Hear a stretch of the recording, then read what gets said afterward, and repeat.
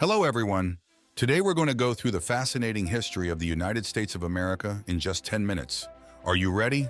Then let's go. Subscribe to the channel, give us likes, turn on notifications, and share your thoughts in the comments. Your support helps us cover these important stories. First period, colonial.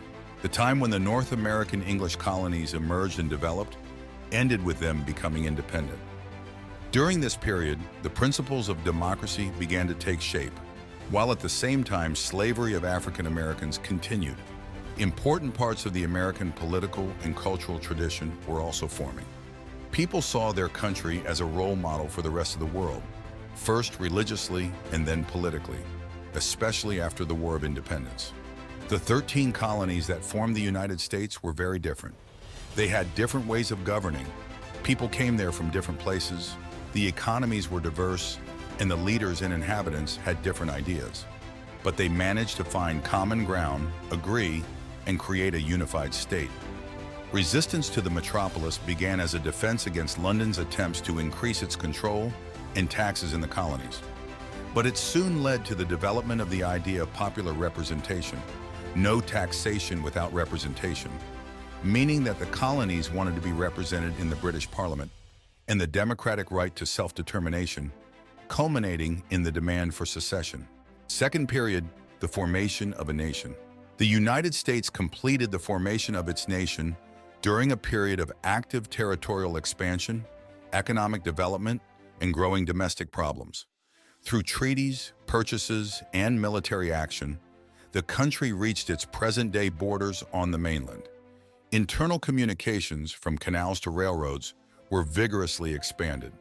Political life in the country was based on a balance between the free North and the slave-holding South, which competed for control of the rapidly growing West. The South developed a plantation system that utilized the slavery of African Americans, leading to a movement to ban slavery known as abolitionism. The rapid growth of the territory, especially after the war with Mexico in 1846 to 1848, led to fierce debates over the status of the new states, whether they should be free or allow slavery in them. This became one of the most important causes of the country's Civil War. Third period, Civil War. The crisis in American society and government began because of the controversy over whether slavery should be allowed in the new territories that joined the United States after the Mexican War.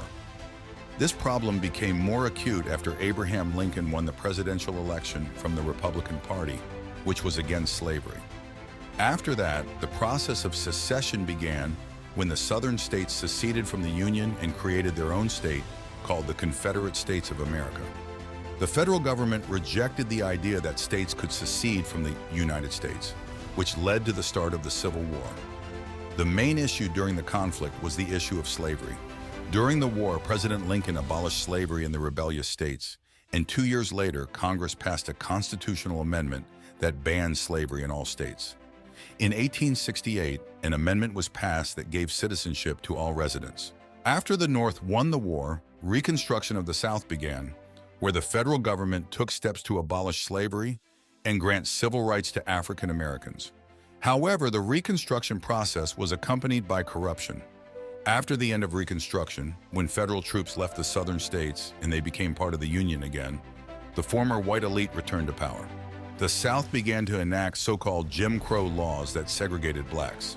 Despite this, however, the main goal of the Civil War was accomplished. Slavery was abolished, and the notion that states had no right to secede from the Union was enshrined in the Constitution. The fourth period is the Gilded Age and the Age of Progressivism. The late 19th century in the United States was a time of national identity crisis and a search for new reasons to be proud of one's country. This period was also a time of exploration of the West, rapid economic growth in the North, and many new inventions that changed the ordinary lives of Americans. The era of wars with the Indians ended during this time.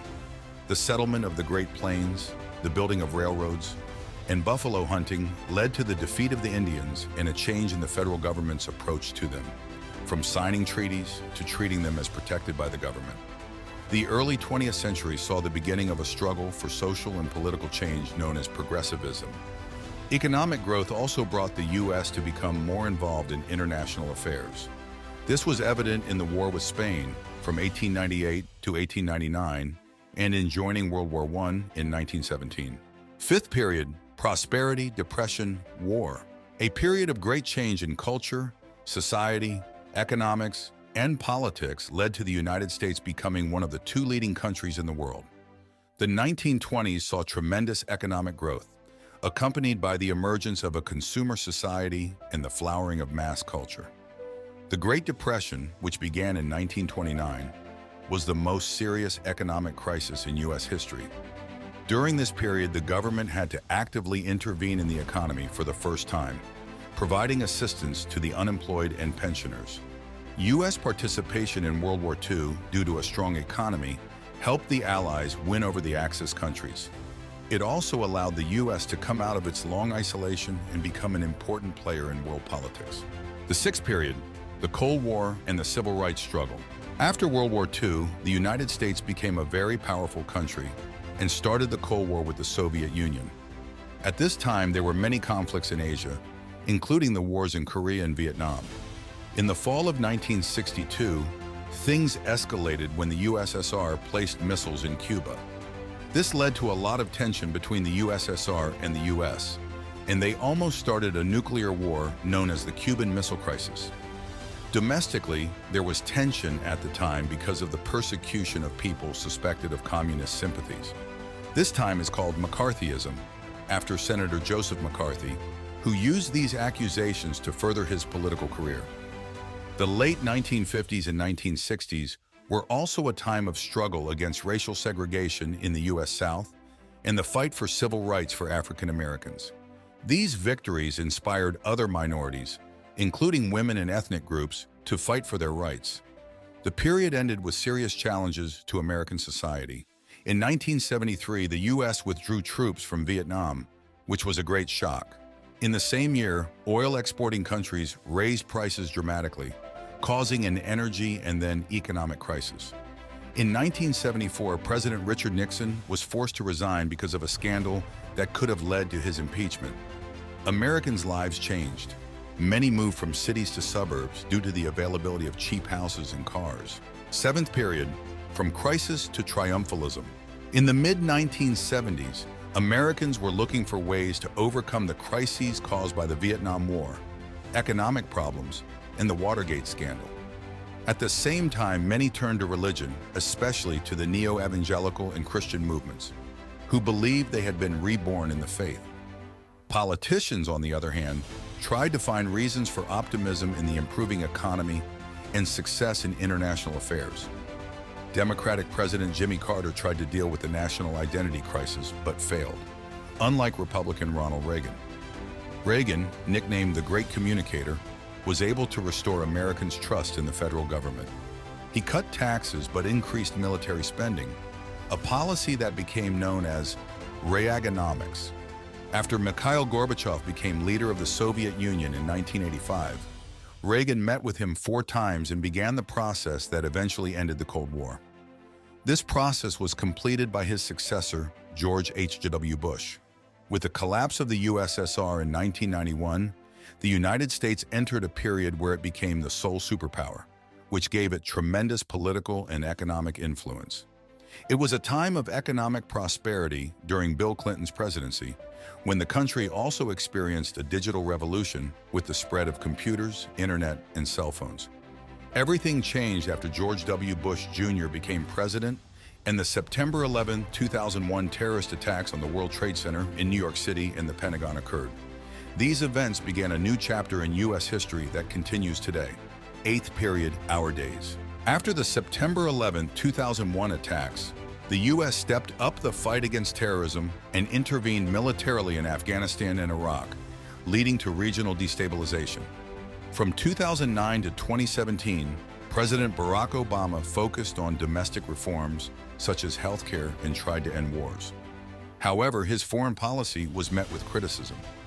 Donald Trump, 2017 to 2021, renegotiated many international agreements and enacted tax reform, and his presidency ended with a storming of the Capitol.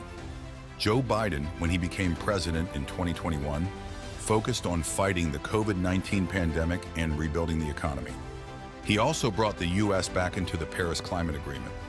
As we approach the 2024 election, the U.S. faces economic and social challenges as well as new global threats. But there is a sustained optimism in the country. Strengthening democracy, innovation, and a spirit of cooperation are helping to overcome challenges.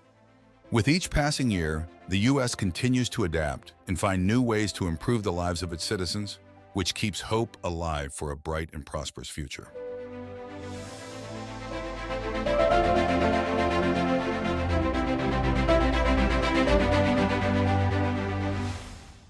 Subscribe to the channel, give us likes, turn on notifications, and share your thoughts in the comments. Your support helps us cover these important stories.